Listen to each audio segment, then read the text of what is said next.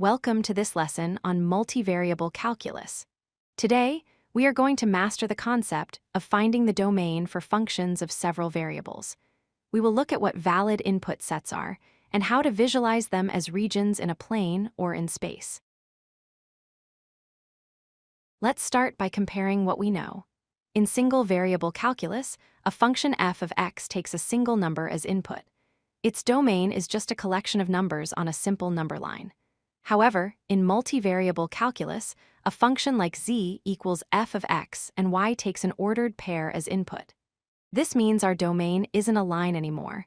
It is a two-dimensional region on the xy plane.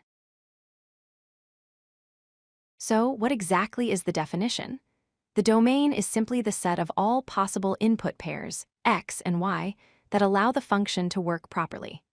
By work properly, I mean the function must produce a valid real number as an output. We need to avoid undefined operations, and visually, this results in a specific shaded area on our graph. There are three main restrictions to look out for. The first is division by zero. Just like in algebra, the denominator of a fraction cannot be zero. For example, if we have 1 divided by y minus x, we must ensure that y minus x is not zero. Graphically, this means we exclude the entire line where y equals x from our domain. The second restriction deals with even roots, like square roots. We cannot take the square root of a negative number if we want a real result. Therefore, whatever is inside the square root must be greater than or equal to 0. In this example, that inequality creates a valid region on one side of a line, forming a half-plane. The third common restriction involves logarithms. The natural log function is very picky.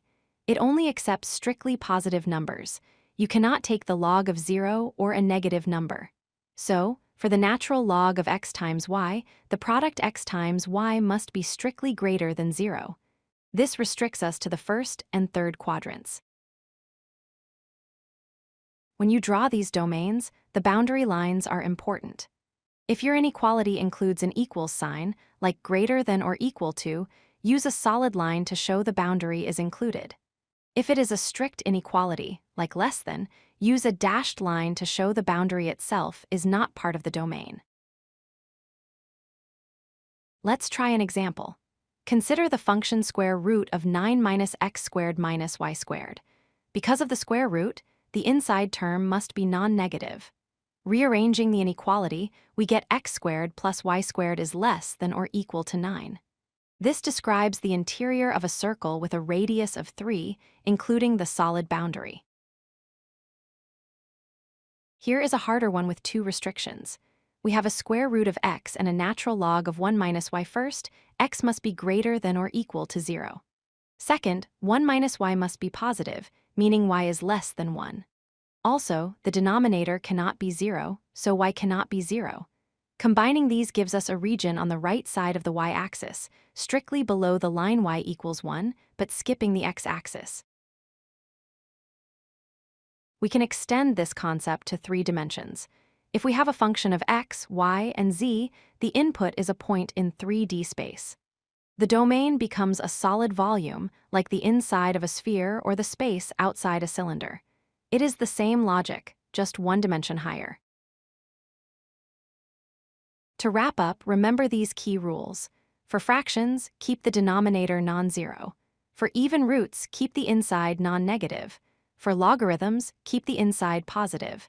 And always pay attention to whether your boundary lines should be solid or dashed. Thanks for watching. If you like this video, hit that like button and don't forget to subscribe. Visit codelucky.com for more such useful content.